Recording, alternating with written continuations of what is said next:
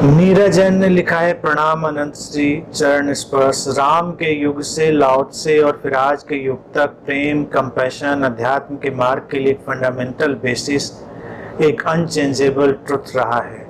उस युग में राम, लाओ त्से और आज के युग में आप प्रेम का विस्तार कैसे फील करते हैं? प्रेम की चरम सीमा या इन्फिनिट लव का एसेंस क्या है? प्रेम की जो अनंतता है, जो इन्फिनिट पॉसिबिलिटी है, वो वही है जिसको लाओ त्से ने अपने पिछले सूत्र में कहा था, like muddy water, like uncarved wood, open like valley, घाटे की तरह खुला, मटमैले पानी की तरह। हमारे बीच हमारी तरह हो जाए वैसा मटमैला पानी, किसी भी संभावना में ढल जाए वैसा जीवन, खुला हो घाटी की तरह, सब कुछ को स्वीकार करे, हर किसी को स्वीकार कर ले। प्रेम या करुणा किसी परिभाषा में नहीं बंधती, वो किसी परिभाषा की मोहताज है भी नहीं। प्रेम या करुणा को अगर किसी परिभाषा में बांधा जा सके तो फिर वो सीमित हो जाते हैं। वो अनादि और अनंत है। हम कोई भी नाम ना लें, हम बस इतना ही कहें कि वो प्रारंभहीन और अंतहीन है। ये अस्तित्व करुणावान है। और करुणा का इतना ही अभिप्राय होता है, मूल अभिप्राय जो है, सर्व स्वीकार। अस्तित्व ने तुम्हें अस्वीकारा नहीं है। तुम कैसे भी हो, साधु असाधु, गंदे उजले, धुले हुए, मटमैले, उठे हुए, गिरे हुए, कैसे भी हो, अस्तित्व ने अस्वीकारा नहीं है। इसीलिए तो हैं, इसीलिए तो हम सब हैं। तो जो करुणा का प्रवाह किसी भी बुद्ध के भीतर से होता है, वो वैसा ही है, अस्तित्व जैसा, कोई अस्वीकार नहीं। और जैसी बात लाओ त्से ने भी इशारे में कही अपने पिछले सूत्र में, वो करुणा घाटी जैसी है, वो खुलापन घाटी जैसा है, संत घाटी जैसा है। घाटी जैसा कैसे है? कोई इनकार नहीं है तुम्हारा। तुम पहाड़ चढ़ते चढ़ते गिरोगे, जाकर घाटी में ही गिरोगे, घाटी तुम्हें तब भी संभाल लेगी। तुम घाटी में उतर जाओगे, घाटी तुम्हें तब भी संभाल लेगी। तुम जैसे भी जाओगे, वो जो घाटी है, वो जो खुलापन है, वो तुमको संभाल लेगा।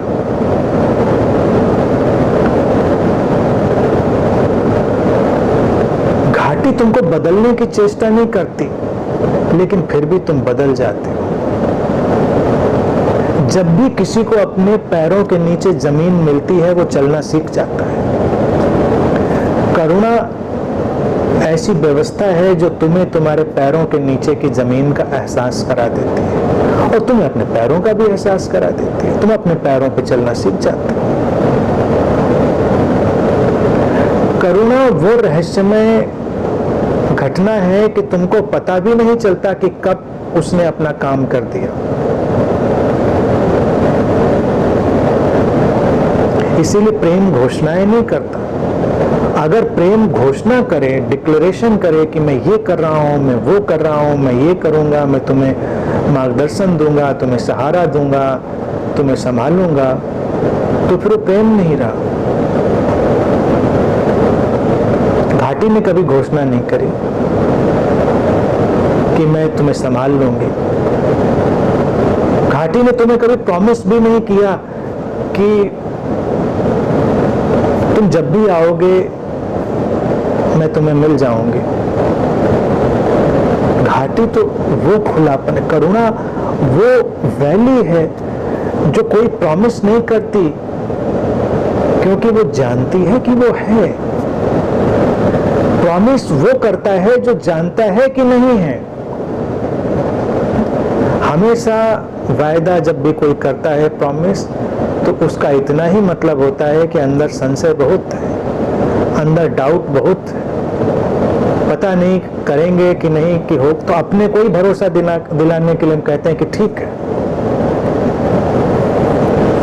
करेंगे ऐसा। शादियों में भी जो ये जिंदगी भर का फैसला लेते हैं, और कुछ लोग तो जन्म जन्म का फैसला लेते हैं, एक जन्म का पता नहीं, इसलिए क्योंकि पता ही नहीं उनको भरोसा ही नहीं कि अगले क्षण तक हम रह पाएंगे कि नहीं रह पाएंगे, तो अपने को याद दिलाते हैं कि ऐसा थोड़ी है, ये तो जीवन भर का रिश्ता है। फिर प्रेम में तलवारें निकल आती हैं। साथ रहना मजबूरी हो सकती है, लेकिन पूरे जिरे बख्तर तीर तलवार के साथ,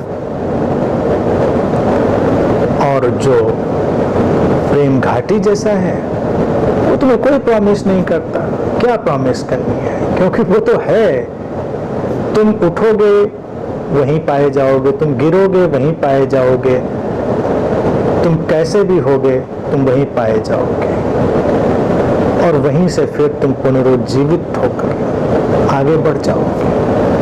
तो संतों की बुद्धों की करुणा ऐसी ही रही है, आश्वासन विहीन, प्रॉमिसलेस, क्योंकि प्रॉमिस हमेशा संशयालु लोग करते हैं, संशयात्मा करते हैं, जिसको कृष्ण गीता में कहते हैं संशयात्मा विनश्यते, जो संशय से भरा है, डाउट से, वो नष्ट हो जाता है। तो संत संशय से परे है, और संशय से भरा व्यक्ति ही वायदे करता है। तो प्रेम और करुणा बिल्कुल ऐसे हैं कि उनका तुमको पता ही नहीं चलता। जीवन की जितनी खूबसूरत और बहुमूल्य बातें होती हैं उनका तुम्हें पता ही नहीं चलता। प्रेम जब बहुत गहरा हो जाता है तो प्रेम का पता नहीं चलता। करुणा जब परिपक्व होती है, समग्र होती है, तो पता ही नहीं चलती। तुम ऐसे किसी बुद्ध के पास होगे, तुमको लगेगा ही नहीं कोई करुणा हुई, तुमको पुचकारा नहीं, तुमको सांत्वना नहीं दी, तुम्हारे कंधे पे हाथ नहीं रखा, तुम्हारा दुखड़ा नहीं सुना, कैसी करुणा।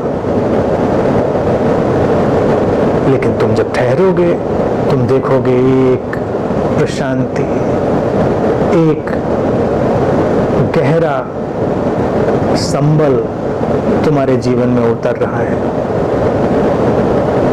जैसे घाटी सब कुछ को संभाल कर नए जीवन में ले जाती है, ऐसे तुम्हारे भीतर से नया जीवन उभर रहा है। तो ये सारी बातें, इसलिए करुणा का प्रवाह, प्रेम का प्रवाह तो अनादि है, अनंत है, वो चलता ही रहेगा।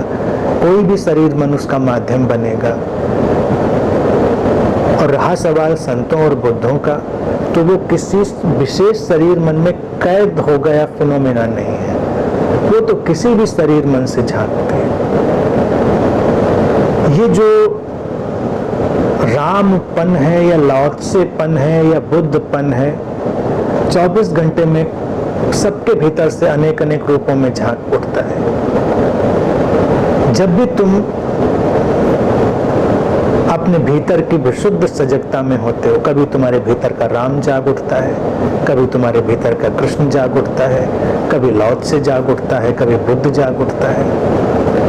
पता नहीं चलता, ऐसा नहीं पता चलता है कि अच्छा ये लाओत्से जागा है, ये कृष्ण जागा है, राम जागा है, वो इसकी जो फ्रेनिक स्थिति होती है। कहने का तात्पर्य ये है कि गुणों की जो अभिव्यक्ति है, जो इनर स्टेट है, वो तुमसे अभिव्यक्त होती रहती है।